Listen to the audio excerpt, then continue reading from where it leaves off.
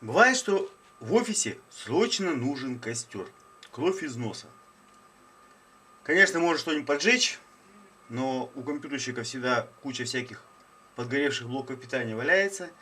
Поэтому попробуем сделать костер, как в старые советские времена. Из вентилятора и ниточек, веревочек, ленточек. Ну, с ниточками, веревочками как-то у компьютерщика плохо. Попробуем сделать немножко по-другому. Так, для начала, про блок питания. Блоки питания у компьютерщиков обычно валяются просевшие. То есть чего-то где-то он там не совсем додает при нагрузке. Но мы будем использовать его только в качестве вентилятора и питания для светодиодов. Поэтому слишком много мощов нам не надо. Тут у нас блок питания сколько ватт горевший? 450 ватт. В принципе, нормально. Но у нынешних блоков питания есть и маленькая хохмочка. Они умные. То есть они запускаются не просто так, а от материнской платы. Но если правильно знать распиновку, то можно его и запустить. Вот здесь вот от сосны крючка есть зеленый проводочек. И если его зацепить на массу, то блок питания у нас заработает.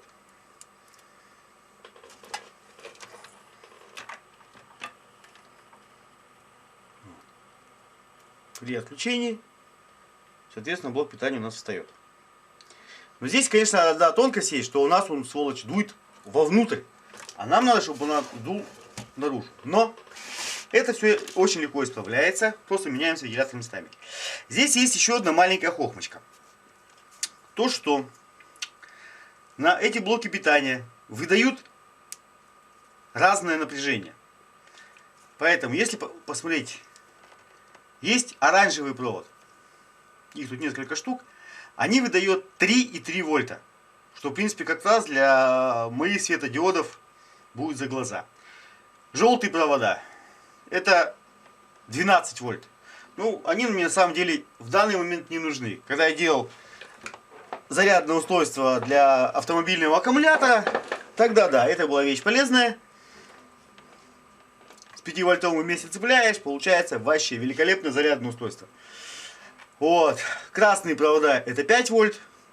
Черные провода это масса.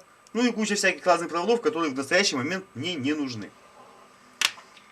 Ну, первое, что мы делаем, мне его надо разобрать, поменять вентилятор направления потока воздуха. Первое, что делаем, естественно, отключаем напряжение. Ну, всю, так сказать, схему разбора откручивания этих 4 болтов я вам показывать не буду. Я думаю, никому это нафиг не надо. Разберетесь сами. Так, ну что, блок питания я благополучно разобрал. 4 болта открутить, такая великая мощность. Силос, ловкость и смелость, что я благополучно сделал. Но теперь надо сделать вот что. Мне влом каждый раз скрепочкой замыкать зеленый с черным проводочком. Просто их скручивать между собой и каждый раз выдергивать из розетки тоже дело неинтересное. Мы все-таки люди более культурные. Компьютеры знаем иногда.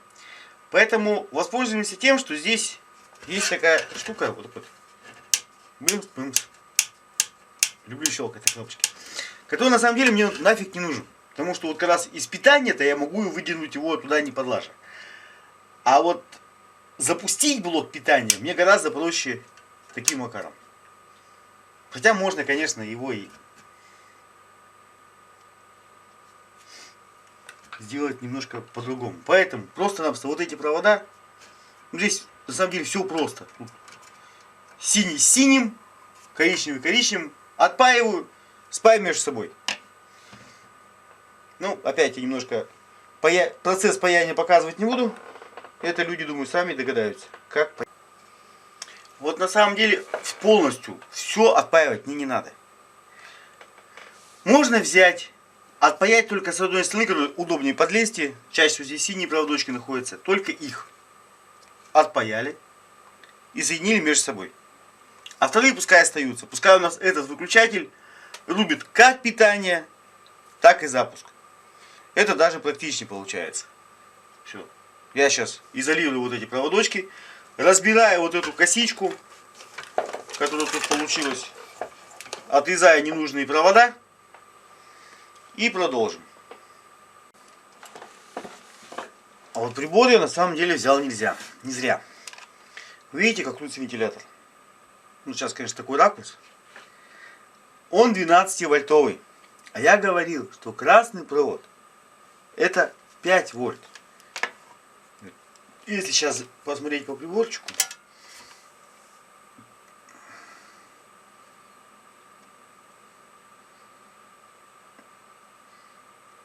а тем более здесь система вся интеллектуальная, не очень. Большое напряжение нам надо, соответственно, у нас и подача напряжения несколько другая. Поэтому я специально оставил один желтый провод.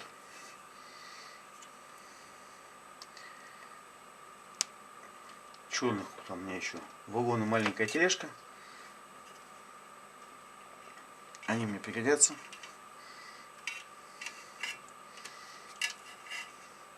Все при выключенном питании. А то у меня какой-нибудь инженер похранит туда из моих друзей, как вкатит мне. Ну даже чисто по звуку. Слышно, что крутится несколько повеселее.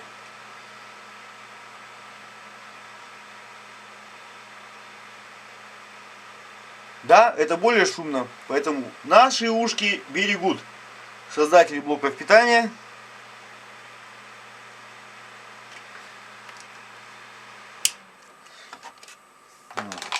Ну что, приступим дальше. Что я еще хотел сказать? Проводов я отрезал дофига. Вон и сколько там торчит, много. Поэтому лезть туда, что-то как-то изолировать фигово. Есть клеющий пистолет. Я этим клеющим пистолетом и просто замажу все эти провода, чтобы нигде ничего не замыкало. Вот такая ерунда будет сейчас заниматься. И еще. Некоторые товарищи могут подумать, что фиг ли нам вентилятор просто-напросто взять питание, поменять полярность. И все. И будет он дуть в другую сторону. Дуть-то он, сволочь, конечно, и будет в другую сторону. Крутиться в другую сторону не будет. По-хорошему. Вот только из-за того, что у него лопасти имеют все-таки не прямой, а такой вот изогнутый профиль. Поэтому, соответственно, дуть будет хуже. Так, ладно, опять отключаем питание. Продолжаем паять. Ну что, светодиоды я спаял. Потому что я хочу, чтобы у меня все это дело не просто трепыхалось, но светилось. Так, ну что. Правда, со светодиодами я бы что несколько переборщил. Ну, какие были, те и паял. Вообще-то таких светодиодов, чтобы не соврать, 12 штук в уличном фонаре. Но у меня их будет 4. Но у меня есть еще одна штука, которую, я надеюсь, использую, чтобы они так сильно ярко не светили. Ну что, попробуем. О, полярность не нарушил. Нормальненько. Так, ладно. Так, ну что, сейчас собираем эту конструкцию. Я специальный вентилятор пока у меня не закрытый, потому что я светодиоды хочу крепить вот сюда, на ребрышке. Вот, потому что это светодиоды достаточно мощные. Они греются, и поэтому вентилятор будет не просто трепыхаться, но еще и охлаждать. Ну что, светодиоды установлены, вентилятор стоит на месте. Получается примерно вот такая фигня. Где можно заковать корпус и сюда уже делать блестюшки.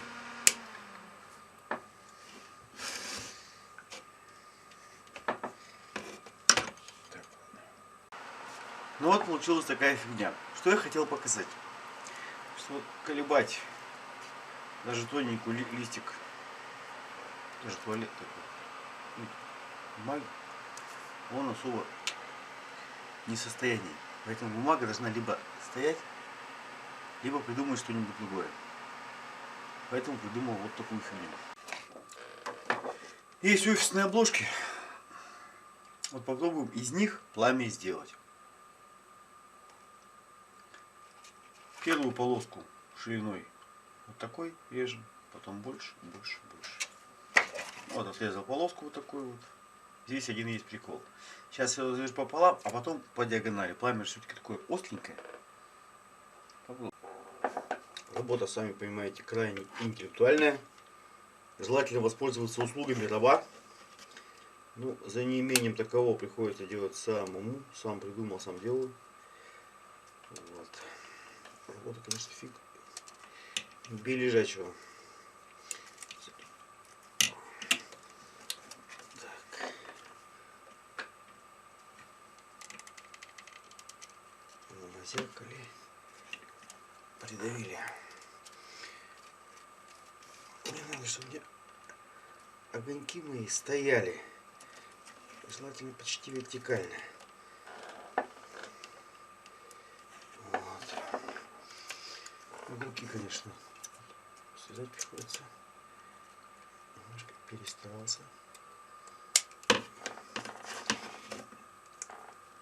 Сразу согнули. Так проще. Я воспользовался тем, что все-таки у меня не один блок питания. И этих решеток у меня тоже завались. Угадал немножко. С размерами.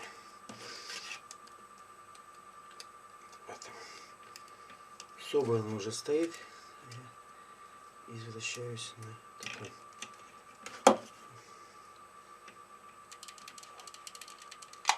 Намазали. Подняли. И склеили.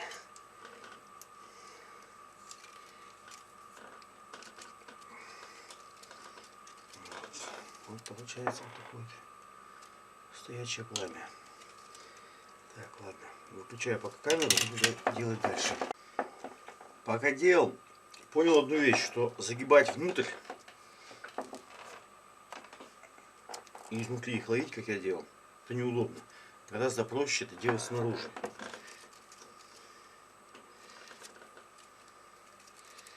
И клеем мазать снаружи удобней. Да и зажимать будет должно быть попроще.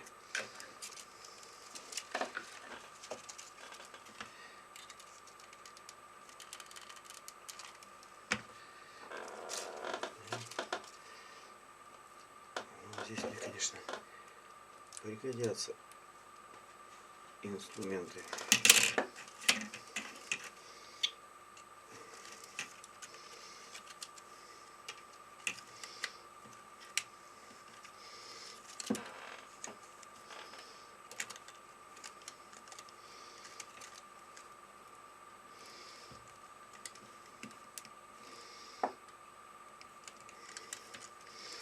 Наверное, еще удобнее было бы делать это дело гусаками. У меня их не нашлось. Так, попробуй.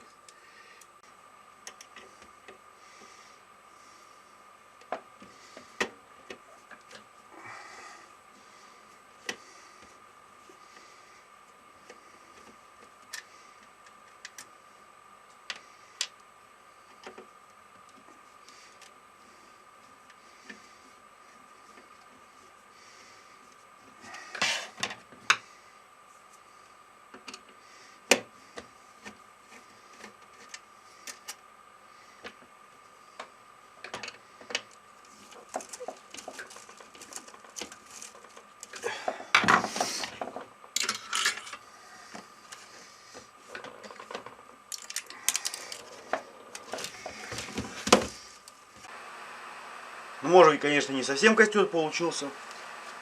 Ну, что-то вот такое вот. Конечно, если взять потоньше и побольше красных, конечно, получится лучше.